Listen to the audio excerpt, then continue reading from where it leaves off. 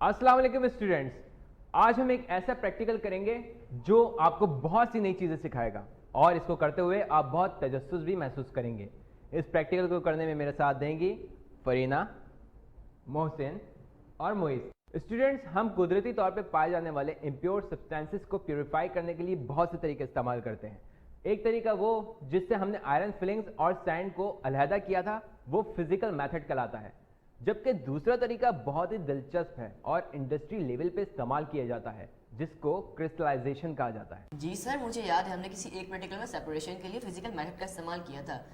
लेकिन सर, ये जो हम चीनी बनाते हैं इसको इंडस्ट्री में किस तरीके से बनाया जाता है और ये कैसे बनती है? जी मोइस, बड़ी बड़ी शुगर मिलों में क्रिस्टलाइजेशन के अमल को इस्तेमाल करते हुए चीनी हासिल की जाती है। शुगर कैन से जूस निकाल के उसको एक बड़े पैन में गर्म किया जाता है और उसको फिर ठंडा करके शुगर क्रिस्टल्स हासिल किए जाते हैं। सर, क्या हम क्रिस्टलाइजेशन का प्रोसेस सिर्फ इंडस्ट्रीज में ही कर सकते हैं? क्या हम लैब में इम्प्योर सब्सटेंसेस को क्रिस्टलाइजेशन की मदद से प्योर नहीं कर सकते? जी मोहसिन, बिल्कुल कर सकते हैं। स्टूडेंट्स, आपको पता होगा कि आज हम क्रिस्टलाइजेशन के अमल को इस्तेमाल करते हुए इम्प्योर सैंपल से कॉपर सल्फेट के प्योर क्रिस्टल्स हासिल करेंगे। सर, हम आम जिंदगी में कॉपर सल्फेट से क्या काम ले सकते हैं? असल में कॉपर सल्फेट हमारी ज़िंदगी में बहुत ज़्यादा अहम है। ये लकड़ी को प्रिजर्व करने के लिए इस्तेमाल किया जाता है। इसके अलावा कॉपर सल्फेट स्विमिंग पूल साफ करने के लिए भी इस्तेमाल होता है और ये दोनों इस्तेमालात कॉपर सल्फेट के फंगिसाइडल एक्शन की निशानदही करता है। इससे पहले कि हम अपने प्रोसीजर की तरफ बढ़ें, एक नज़र चल के देख लेते हैं कि क्रिस्टलाइजेशन क्या होती है। कुदरती तौर पे पाए जाने वाले सब्सटेंसेस आमतौर पर इम्प्योर होते हैं क्योंकि इनमें दूसरे सब्सटेंसेस भी मिक्स होते हैं। इन सब्सटेंसेस को प्योर करने के लिए क्रिस्टलाइजेशन का अमल इख्तियार किया जाता है।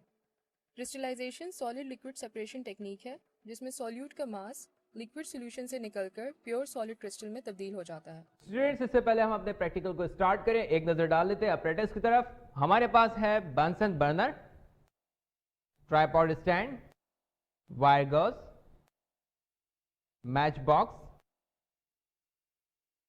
डिस्टिल्ड वाटर, 250 क्यूबिक सेंटीमीटर का बीकर, ग्लास रॉड, स्पैचुला,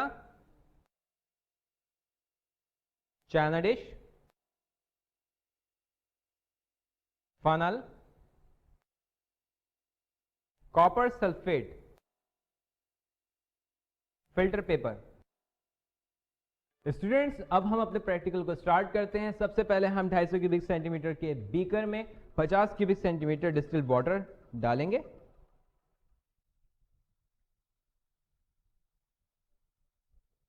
अब इसको स्ट्रिंग करते हुए मतलूबा कॉपर सल्फेट की मिकदार को डालते जाएंगे उस वक्त तक जब तक कि कुछ क्रिस्टल्स नीचे सेटल ना हो जाएं।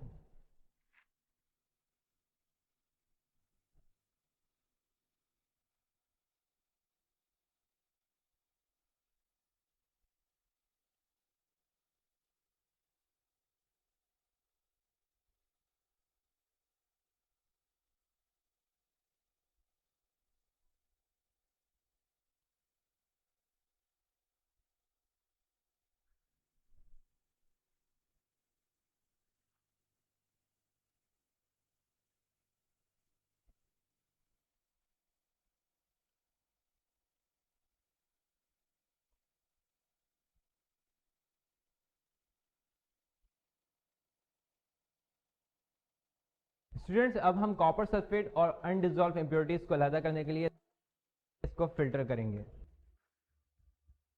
सर, कॉपर सल्फेट में कौन कौन सी इम्प्योरिटीज होती हैं जिनको हम सेपरेट करेंगे?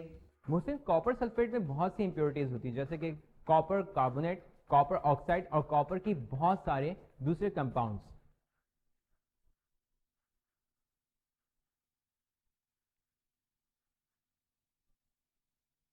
अब हम इसको फनल में डालेंगे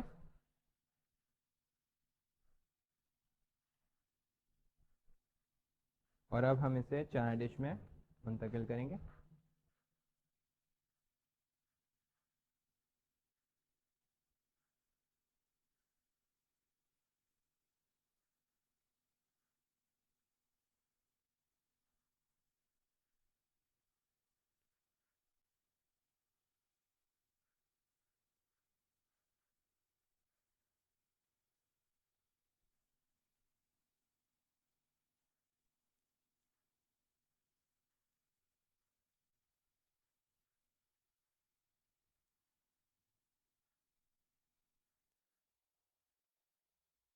इसके बाद हम कॉपर सल्फेट के कंसंट्रेटेड सोल्यूशन को हासिल करने के लिए चाइना डिश को गर्म करेंगे और इस बात का ख्याल रखेंगे कि सैचुरेटेड सोल्यूशन आहिस्ता आहिस्ता गर्म हो ताकि कहीं हमारा सोल्यूशन खुश्क ना हो जाए।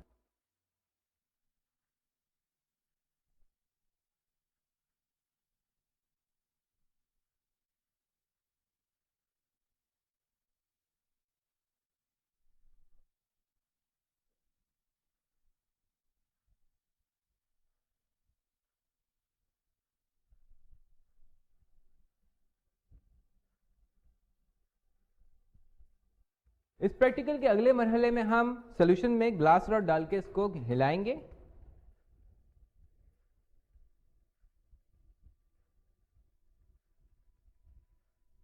और फिर हम इसको बाहर निकाल के ठंडा करेंगे।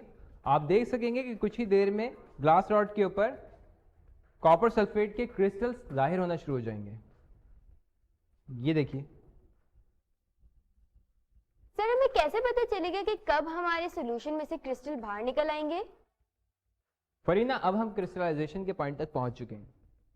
इस डिश में मौजूद अशिया को बगैर छेड़े आहिस्ता आहिस्ता ठंडा होने के लिए छोड़ देंगे और कुछ ही देर में आप देखेंगे कि कॉपर सल्फेट के सॉल्यूशन में क्रिस्टल्स नुमाया होना शुरू हो जाएंगे। अब आखिरी मरहले में हम फिल्टर पेपर को फोल्ड करके इसमें क्रिस्टल्स को निकालेंगे।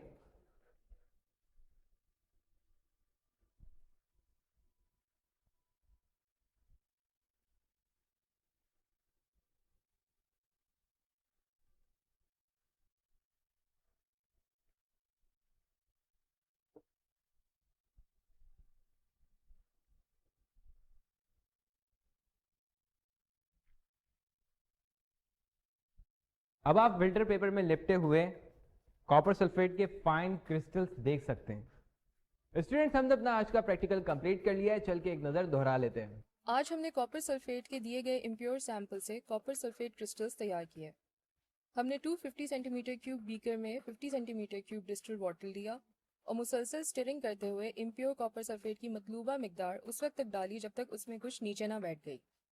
फिर हमने फनल में फिल्टर पेपर लगाकर सोल्यूशन को फिल्टर किया। अगले मरहले में कॉपर सल्फेट के कॉन्सेंट्रेटेड सोल्यूशन को हासिल करने के लिए हमने सोल्यूशन को चाइना डिश में गर्म किया। इसी तरह हमने ग्लास रॉड को सोल्यूशन में डाला और उसे टकराया। हमने देखा कि नीले रंग के कॉपर सल्फेट रॉड पे जाहिर हो गए। फिर हमने चाइना डिश के कंटेंट को बगैर छेड़े ठंडा होने दिया।